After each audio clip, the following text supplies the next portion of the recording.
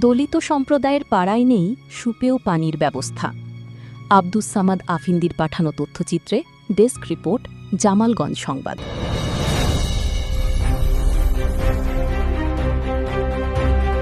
জামালগঞ্জ উপজেলার ভীমখালী ইউনিয়নের গোলামীপুরের দলিত সম্প্রদায়ের বসতিপূর্ণ রবি সম্প্রদায়ের পাড়ায় দেখা দিয়েছে সুপেয় পানির তীব্র সংকট। সুরমা নদীর তীরবর্তী এই পাড়ায় বসবাস করেন ৯টি পরিবারের অর্ধশতাধিক মানুষ। তাদের জন্য স্থাপন করা ২টি টিউবওয়েল থাকলেও দীর্ঘদিন ধরে কোনোটি দিয়েই পানি উঠছে না। ফলে পানীয় জল, রান্নাবান্না ও দৈনন্দিন ব্যবহারের পানির জন্য দূরবর্তী পার্শ্ববর্তী গোলামীপুর গ্রাম থেকে পানি সংগ্রহ করতে হচ্ছে বাসিন্দাদের। এতে সবচেয়ে বেশি ভোগান্তিতে পড়ছেন নারী, শিশু ও বয়স্করা।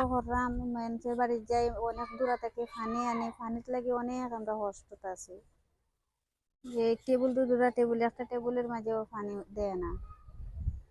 ১ বছর হয়ে যায়, ১ বছর ধরে আমরা কষ্ট করি।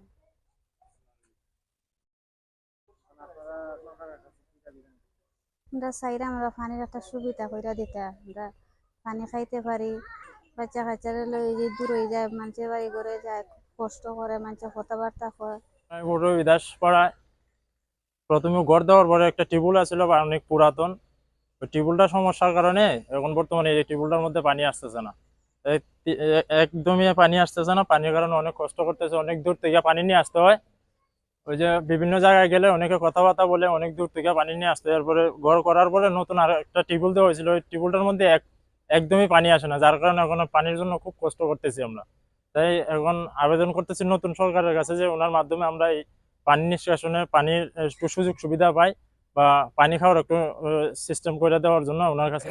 নতুন যে সরকারি ঘর পাইছিলাম, পাওয়ার পরে আমরা একটা টেবিল দেওয়া হয়েছিল, যার কারণে টেবিলটা নষ্ট হয়ে গেছে। অনেকদিন ধরে আমরা এই পানির জন্য আমরা খুব বুক করতে হয়, মানুষের বাড়িতে যাইতেছে, অনেক কষ্ট হইতেছে পানির জন্য। আমরা সরকারের কাছে এই আবেদন করতেছি আমরা একটা টেবিল দেওয়ার জন্য, যে বাচ্চা কাচ্চা নিয়ে অনেক অসুবিধা হইতেছে পানির জন্য। এই নতুন সরকার আমরা একটা টেবিল দেব। এ বিষয়ে জামালগঞ্জ উপজেলা নির্বাহী কর্মকর্তা শিল্পী রানী মোদক বলেন, আমি কয়েকদিন আগে ওই এলাকা পরিদর্শন করে এসেছি। আশা করছি দ্রুত সময়ের মধ্যে সেখানে একটি টিউবওয়েলের ব্যবস্থা করা হবে।